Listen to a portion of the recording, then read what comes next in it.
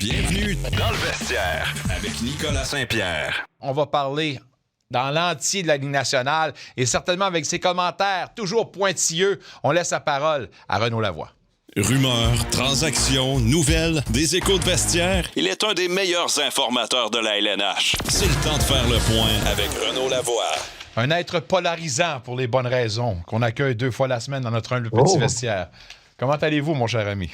Le polarisant pour les bonnes raisons, t'as dit bonjour. Oh oui. Ah, ben excellent, ça. Les Ducks, une équipe surprenante qui affronte ce soir les Sénateurs d'Ottawa. Comment expliquer ce revirement de situation, sinon de dire que le coach a certainement un mot à dire dans les succès en ce moment des Ducks?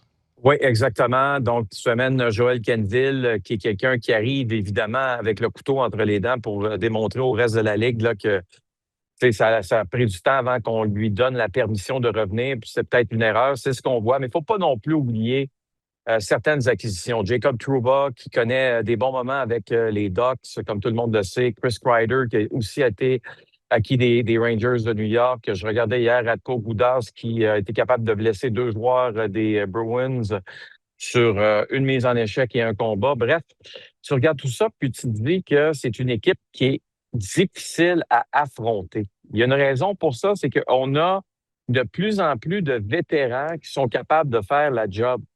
Puis la job qui n'est pas facile à faire. Puis c'est la meilleure chose, je pense, pour les jeunes de l'organisation. Pourquoi? Parce que là, ils apprennent pas entre eux autres. Tu comprends? Ils apprennent avec des vétérans, des gars de 1000 matchs dans la Ligue nationale, des gars qui vont qui t'amènent à un autre niveau, qui t'aident à te préparer, qui t'aident à comprendre la Ligue.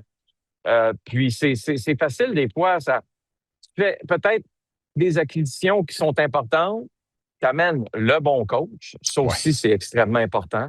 Puis à partir de ce moment-là, tu vois rapidement les choses changent. Les Ducks qui ont, je le répète, joué hier face aux Bruins, sont à la maison. Donc, dormir dans ton lit, disputer le match le lendemain, c'est vraiment pas compliqué pour eux.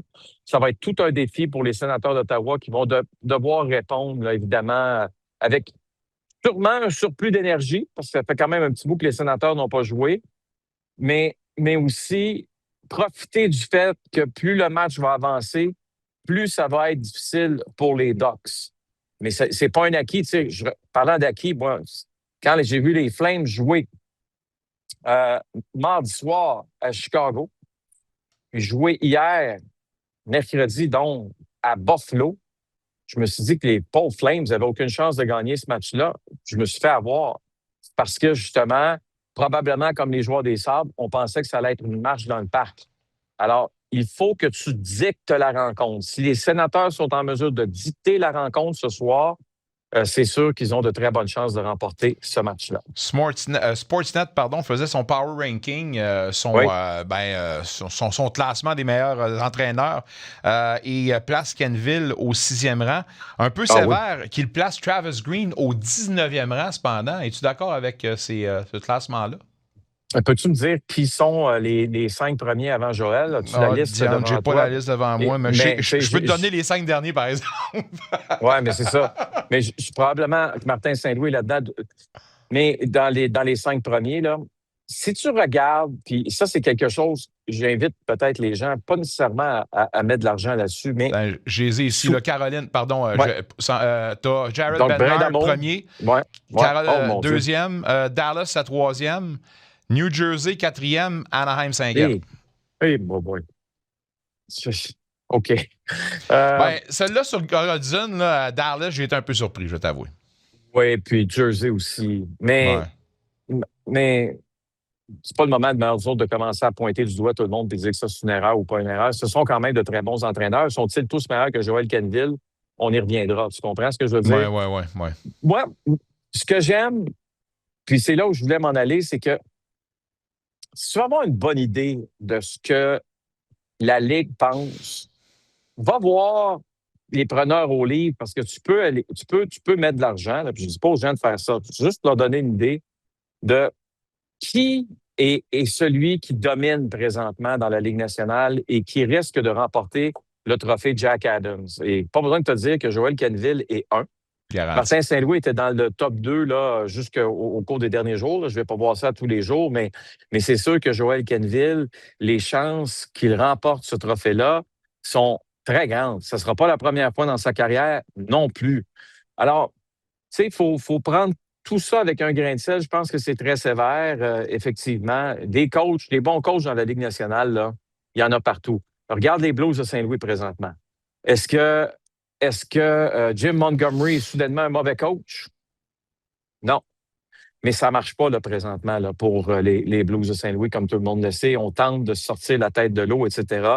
On dirait qu'à toutes les années, c'est la même chose. On a de la misère à commencer les saisons. Puis ça, souvent, là, dans le cas d'un coach, je viens de le dire, là, ça, c'est un excellent point. Jim Montgomery, là, il n'est pas devenu pourri là, du jour au lendemain. Là. À un moment donné, par exemple, il y a une cassure. Ton vestiaire te dit peut-être que, OK, c'est assez. Puis c'est ça le problème. C'est que le message qui était super bien perçu l'année précédente, peut-être que c'est moins... ça gruge plus cette année. Là. En même temps, tu as fait des changements. Tu fais des changements qui n'ont pas été nécessairement profitables pour toi, là, tu comprends? Oui. Entre autres, puis c'est quelqu'un que j'aime énormément en Logan Mailloux. Je suis surpris de voir que Logan a eu autant de difficultés à commencer sa saison avec les Blues. Puis en même temps, Zachary Bolduc, vous devez échanger Zachary Bolduc alors qu'avec Robert Thomas, on avait trouvé une chimie incroyable. Ce club-là, avec l'avantage numérique, est en train de voler des matchs soir après soir. Pourquoi tu dis, j'ai besoin d'un défenseur droitier, donc je vais réparer quelque chose, mais en réparant quelque chose, je vais aller briser quelque chose d'autre dans mon casse-tête. Alors que ça, là, tu sais que ça marche. Là. Change-le pas. Tu sais que ça marche. Puis, de l'autre côté, tu es sûr à 100 que ça marche? Parce que si on est sûr à 100 que ça marche, comment ça que Logan Mailloux ne jouait pas avec le Canadien? C'était pas une puissance, les Canadiens de Montréal, les 3 dernières années. Là, arrêtons ça. Là. Donc, il y a toutes sortes de facteurs. On ne peut pas toujours blâmer l'entraîneur. Des fois, on prend des risques, on prend des décisions risquées. Ça, je pense que c'en est une du côté des Blues qu'on doit regretter d'une certaine façon. Il n'y a pas une autre façon de le dire. Bon, ceci étant dit, il y a encore du chemin à faire, puis souhaitons le meilleur pour Logan Mailloux.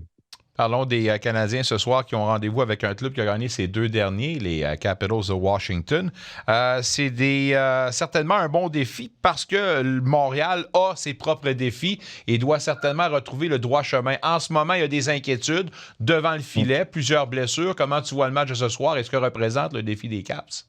Bien, je pense que ça permet à tout le monde là, d'arriver dans le match de ce soir allumé. Tu comprends? Tu peux affronter les Capitals. Ils ont joué hier soir. Puis là, tu as la chance de te prendre d'une certaine façon ta revanche par rapport à ce qui s'est passé en séries éliminatoires. Tu sais, je pense que c'est un match qui arrive au bon moment. Tu viens de le mentionner, il y a des blessés, les gardiens de but, ça arrive au bon moment. Tu peux t'attendre à ce que Samuel Montembeault lève encore une fois son jeu d'un cran. Je sens Samuel, là, présentement, là, c'est comme un avion, puis c'était ça l'an passé. Tu sais, un avion là, qui est sur la piste, puis c'est le décollage, là, ça prend du temps avant que ça parte. Là. Puis quand ça part, ça lève. Bon, souhaitons qu'on va revoir la même chose avec Samuel. Je sens que l'avion est en train de quitter la piste. J'espère juste que l'avion ne va pas retourner sur la piste. Maintenant, pour ce qui est des blessés, ça ouvre la porte à d'autres joueurs. Zachary Bolduc qui a plus maintenant de temps de glace de qualité avec Cole Caulfield et avec Nick Suzuki, Juraj Slafkovský, qui devient soudainement le grand frère.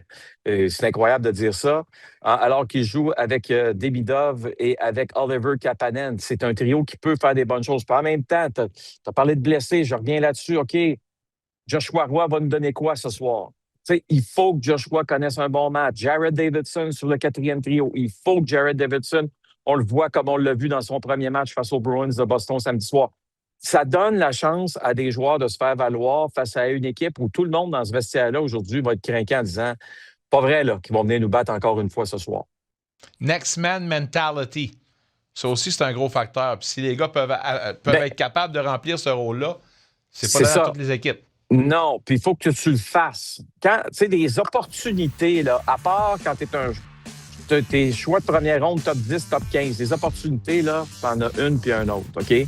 Mais des opportunités là, de te faire valoir là, quand tu as été repêché plus tard, là, Il n'y en a pas 1 million. Tu dois les saisir. Tu ne dois rien laisser au hasard. Alors, j'ai hâte de voir si ce soir, on va voir ça, surtout chez des joueurs qui ont peut-être de la difficulté à s'implanter et chez d'autres qui ont besoin de retrouver un peu plus d'offensive dans leur jeu. Je te souhaite un bon match ce soir en direct de la métropole et bonne chance également aux Canadiens. Bon week-end, mon ami, et je te reparle mardi prochain. Déjà le week-end qui arrive. Bon week-end à toi aussi, puis on se reparle mardi. Salut, amigo. Un retour sportif 100% local dans le vestiaire avec Nicolas Saint-Pierre.